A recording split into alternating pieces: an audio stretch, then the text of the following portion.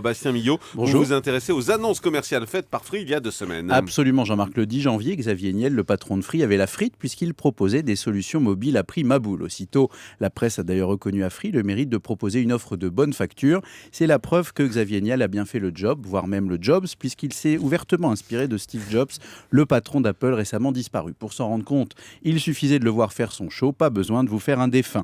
Pendant que Xavier Niel faisait son miel, les autres opérateurs n'ont pas déclaré forfait pour autant.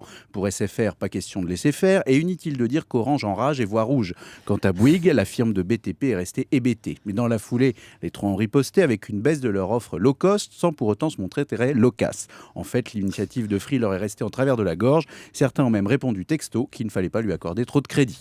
Mais on dira ce qu'on voudra, le patron de Free a compris que pour doper les ventes, il faut éviter que le suspense ne s'évente. À grand renfort médiatique, Niel fait dans le business. La concurrence se retrouve à pousser des cris d'orfraie, car avec Free, ils en auront pour leurs frais. Mais l'offre de Free n'est quand même pas la révolution technologique du siècle, Bastien. C'est vrai, Jean-Marc, certains ont trouvé Xavier Niel un peu niais lors du lancement en fanfare de son offre phare. Pour vendre son abonnement, il a tout bonnement fait référence, comme Hervé Morin d'ailleurs, au débarquement de Normandie, lui qui n'est justement pas un opérateur historique. On le voit, Niel avait vraiment envie de connaître son outsider de gloire. Côté consommateur, nul doute que certains sont prêts à mettre leur vieille formule sur la touche et à créer de nouvelles attaches. Mais vu ce que coûte un changement d'opérateur, la plupart sont résignés à ne pas résilier. D'autant moins d'ailleurs que Xavier Niel a annoncé que son entreprise ne paierait pas les transferts. Pour lui, pas question que ça se fasse au Free de la princesse. Bref, on verra bientôt si les Français prendront le numérisque de payer moins cher, même si le nouvel entrant a décidé que l'heure du changement avait sonné. Pas sûr que le public réponde unanimement à l'appel. Et dans ce cas, la réalité pourrait inciter Free à mettre le holà à ses tarifs à Free. Merci beaucoup, Bastien Millot.